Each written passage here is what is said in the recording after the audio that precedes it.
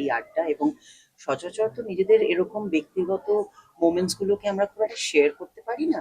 এরকম বৈঠকে আড্ডা হলে কোথাও কোথাও হয়তো সেই ফিলিংস গুলো নাড়া দিয়ে ওঠে এবং বেরিয়ে আসে। এবং আজকে যে টপিকটা ছিল সেটা খুব ইন্টারেস্টিং লেগেছিল আমার। আর আমি মনে করি যে আমি অনেকবারই খুব সাহসীর ভাবে এগিয়ে গেছি জীবনে অনেক অনেক জায়গায়। সো সেগুলো যদি কাউকে ইন্সপায়ার করে তাহলে খুব ভালো। তবে হ্যাঁ, definitely in a good way, দুষ্টুমিতে নয়। আর নস্টালজিক তো হয়ে উঠি ডেফিনেটলি। এই যে যেই মুহূর্তগুলো আজকে নিয়ে আমরা বললাম সেই মুহূর্তগুলো তো ডেফিনেটলি কিছুক্ষণের জন্য হলে ফিরে গেছি। আর জীবনে আমার মনে হয় এরকম মুহূর্ত থাকাও ভালো। আর যেটা আমরা সবাই একমত হচ্ছিলাম যে আমাদের ছোটবেলায় যে শাসনটা ছিল সেটা এখন করতে গেলে খুবই বিপদ ডেকে আনতে হবে। কারণ আজকাল বাচ্চাদের বকা যায় না, স্কুলের টিচাররা বকতে পারে না, কেউ বেশি শাসন করলে পরে সে বিগড়ে যায়। তো আমার মনে হয় যে শাসনটার মধ্যে দিয়ে আমরা বড় হয়েছি সেটাতে বোধহয় আমাদের লাইফের ব্যালেন্স আনা এবং ডিসিপ্লিন দুটোই আমাদেরকে শিখিয়েছে। তবে হ্যাঁ, তার মধ্যে কি আমরা নিজেদের আনন্দটা নিজেরা খুঁজে নিয়ে নিই। ওই যে লুকিয়ে লুকিয়ে আনন্দ খুঁজে নেওয়ার মধ্যেও কিন্তু একটা আনন্দ আছে এবং অবভিয়াসলি ডিসিপ্লিন বজায় রেখে। তুমি জিজ্ঞেস করছিলে স্কুল পালানোর গল্প, আমি সেটা কিরকম ভাবে ইউজ করেছি। তখন দূরদর্শনে আহ, একদম ছোটদের জন্য চিচিং ফাঙ্ক বলে একটা অনুষ্ঠান হতো, তার থেকে একটু বড় যারা তাদের জন্য হরেক রকম্বা বলে একটা অনুষ্ঠান হতো। তো হরেক রকম্বাতে আমি তখন ওই একদম স্কুলের বাচ্চাদের। কতটা উপভোগ করলে এই যে নিজেদের ছোটবেলাটা আবার ফিরে দেখা? খুবই খুবই মজা পেয়েছি, খুবই আনন্দ করেছি। নিজেরটার সঙ্গে সঙ্গে বাকিদের ছোটবেলাটা শুনে খুবই ভালো লেগেছে, কারণ আবিরদা, অনির্বাণ এদেরকে আমরা তো কি বলবো, আমার শুরু থেকে দেখছি আহ, এদেরকে অ্যাকচুয়ালি এদের মতন হওয়াটা একটা কি বলবো, আমাদের সকলের একটা ইচ্ছে থাকে।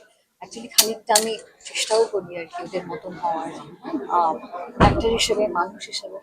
তাদের ছোটবেলার কথা শুনেও কতটা সমৃদ্ধ হলাম এবং নিজেরটাও শেয়ার করতে পারলাম যেটুকু আছে। খুবই বোরিং ছোটবেলা ছিল আমার, কিন্তু যেটুকু পারলাম শেয়ার করলাম। খুবই খুবই ভালো লেগেছে এরকম একটা ইভেন্ট। চন্দ্রিলদার একটা কথায় আমার মনে হয়েছে না, আসা উচিত, হয়তো খুবই খুবই আনন্দ করবো। আর যেরকম ধরনের আমরা ইভেন্টে যেতে অভ্যস্ত তার থেকে একদম আলাদা হতে চলেছে। নতুন বছরে একটা বেশ নতুন রকম এক্সপিরিয়েন্স হবে। থ্যাংক আর ইউ। ঝিনুক ফিরছে, সেটা একটু বলো। সেটা আমরা অন্যদিন করে দিই। আচ্ছা, তো আসবি তো? আচ্ছা, হ্যাঁ, ঝিনুক শুধু নয়, ঝিনুক সঙ্গে নিয়ে আবির লাল এবং সোনাদা দুজনকে নিয়ে আবার ফিরছে। 15 মে ফিরছি। তার আগে দেখা হবে, খুব ডিটেলে আমরা কথা বলবো এইসব নিয়ে। আচ্ছা ঠিক আছে, তুমি বিয়ে করতে চাইছো, তুমি এসো, বাড়ি ফিরে এসো, আমি তোমার নেক্সট উইকেই বিয়ে দিয়ে দেবো। আর না না, আমি আর বাড়ি যাব না, আমি এখানেই থাকবো। তো যাই হোক, সেদিনকে আমার যিনি মাসি শাশুড়ি তার বাড়িতে আমাকে পাঠানো হলো রাত্রিবেলা, অনেক বুঝিয়ে বাজিয়ে ভবিত ভুল বজায় রাখতে চাই। এবং আমি আরো একবার বলছি নিজের অভিজ্ঞতা থেকে, এই যে আমরা টক্সিক ওয়ার্ক কালচারকে এত গ্লোরিফাই করি বা আগে দেখে এসেছি অনেক কিছু, জেনজিরা কিন্তু এটার একেবারেই বিপক্ষে। তাদের যতই কাজের চাপ থাকুক না কেন, ডেফিনেটলি এলজিবিটিকিউ নিয়ে কথা বলবো, আমরা কথা বলবো about having fluid sexuality, about toxic work culture, সবকিছু আমরা বলছি, কিন্তু আমরা করছি কি? সোশ্যাল মিডিয়ায় শুধু বললে কি is it enough? I feel like আমাদের জেনজিদের হয়তো অ্যাপিয়ারেন্সটা বাঘের মতো, কিন্তু আমাদের গর্জনটাও বাঘের মতো, কিন্তু তারপরে আমরা কি গিয়ে হাতিয়ে নিতে পারছি যেটা আমাদের দরকার? প্রথমে সবাইকে, তোমরা যারা এখানে আছো সকলকে নববর্ষের শুভেচ্ছা এবং নতুন বছরের প্রথম তোমাদের সঙ্গে এভাবে দেখা হচ্ছে, এবং তোমাদের মাধ্যমে যারা যারা দেখছেন তাদেরকেও শুভ নববর্ষ। হ্যাঁ, এবং এই মাধ্যমে যারা যারা দেখছেন তাদেরকেও শুভ নববর্ষ জানাই। হ্যাঁ, প্রথমেই কেসিসি মানে যারা এই আয়োজন করেছেন এই বৈঠকখানা আড্ডা, তাদেরকে ধন্যবাদ জানাই। এবং এমন একটা বিষয় ছিল যেটা অনেক কিছুই মনে পড়ে যাচ্ছিল, স্মৃতিচারণ, তাই তার কিছু কিছু করলাম। এবং আমরা সকলেই জানি আমাদের ছেলেবেলাটা আমাদের কাছে ভীষণই আনন্দের, এবং যত বয়স বাড়তে থাকে তখন তত ছেলেবেলার এই ঘটনাগুলোর আকর্ষণ, স্মৃতিগুলো আরো জোরালো হয়ে উঠতে থাকে। তবে আমি যেটা বললাম স্টেজে, আবারও বলি যে তখন হয়তো মাঝে মধ্যেই রাগ হতো, মাঝে মধ্যে বুঝতে পারতাম না যে কেন এত শাসন, কিসের এত বাঁধন, কেন এটা করবো না। যত বয়স বেড়েছে তত বুঝতে পেরেছি ভাগ্যিস ওই শাসনগুলো ছিল, ভাগ্যিস ওইভাবে আমাকে বড় করা হয়েছে আমার বাড়ির বড়রা বা স্কুলের আমার শিক্ষক শিক্ষিকারা, বা যেটা আমি বললাম আমাদের সময় কিন্তু আমাদের বন্ধু বান্ধবদের বাবা মারাও আমাদের শাসন করতে পারতেন, প্রতিবেশীরাও শাসন করতে পারতেন।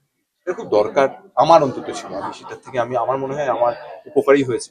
তবে তার মাঝখানে যখনই নিয়ম থাকে, শাসন থাকে, সেটা ভেঙে বেরোনোরও ফন্দিফিকিরও করতে হয়। খুব বেশি কিছু করিনি, এটুকুও বলতে পারি যে খুব মারাত্মক চ্যালেঞ্জিং সিচুয়েশন বড়দের ফেস করতে হয়েছে আমার জন্য, এরকম হয়নি। তবে খুব শান্তও ছিলাম না, সেটা তো আমার মুখ দেখেও বোঝা যায়, বিভিন্ন চিহ্ন তো আমার আছে। বাট আমি নিজেকে মনে করি I am thankful and I am grateful that I got a very lovely childhood. এবং আমি চাইবো যে আজকের যারা ছোট, তাদের চ্যালেঞ্জেস গুলো সম্পূর্ণ আলাদা।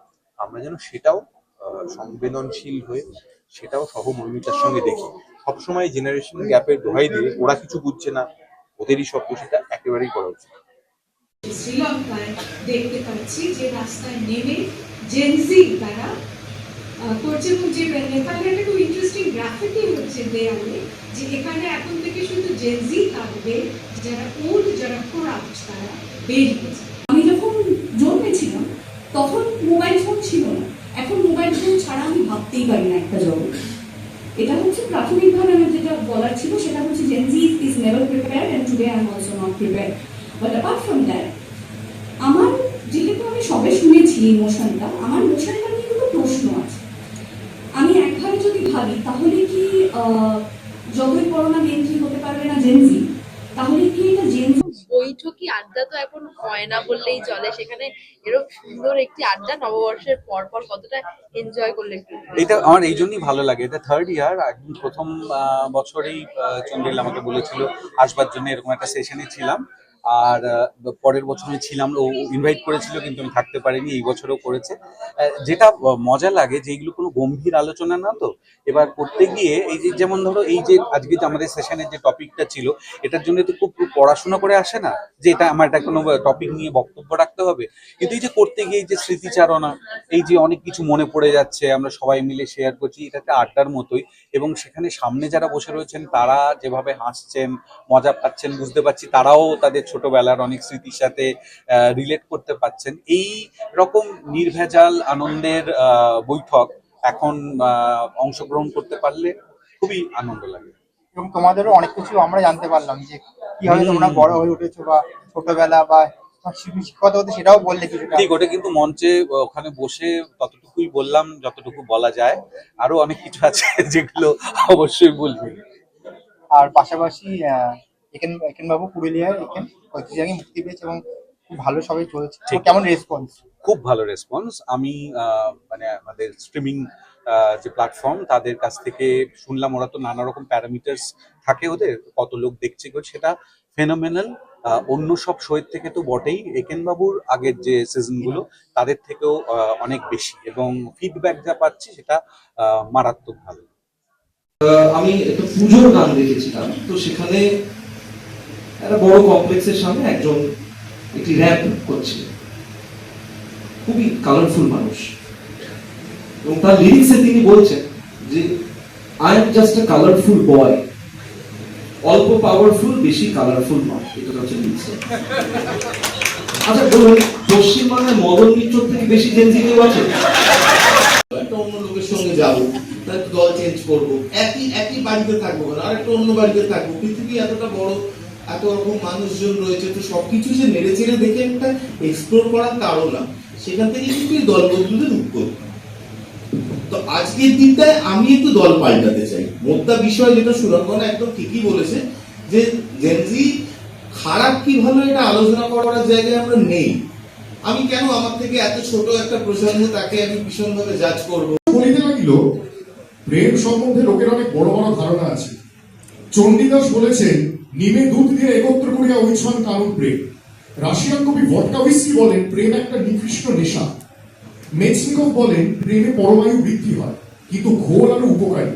সেগুলো থাকে, মানে আমার যেরকম ধরো ব্র্যাডলি কুপারকে খুবই মোহময় লাগে, খুবই ভালো লাগে।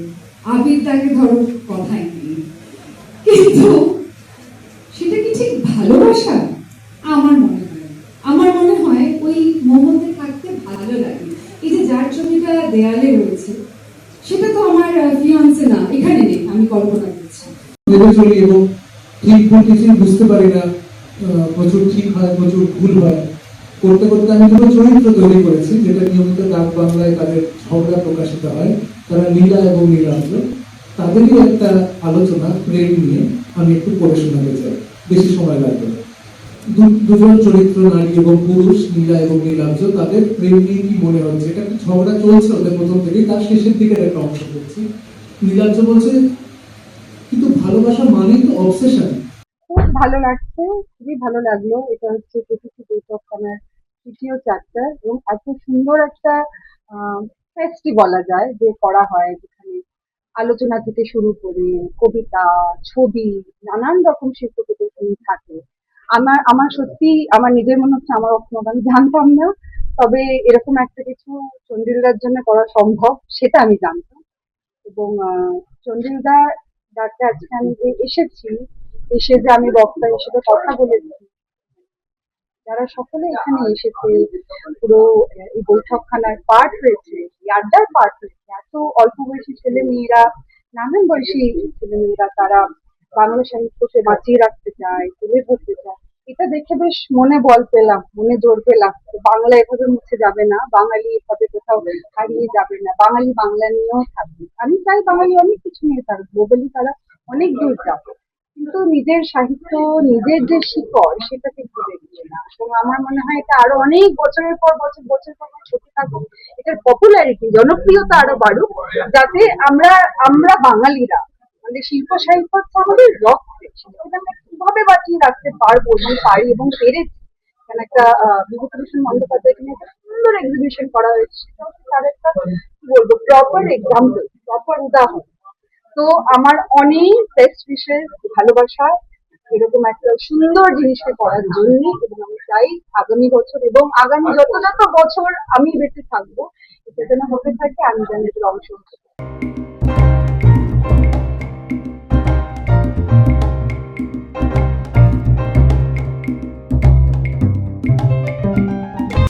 টলিউড ফোকাস কলকাতা চ্যানেলটি আপনাদের ভালো লেগে থাকলে লাইক করুন, সাবস্ক্রাইব করুন এবং অবশ্যই আপনাদের পছন্দের ভিডিওটি শেয়ার করুন। Tollywood focus Kolkata.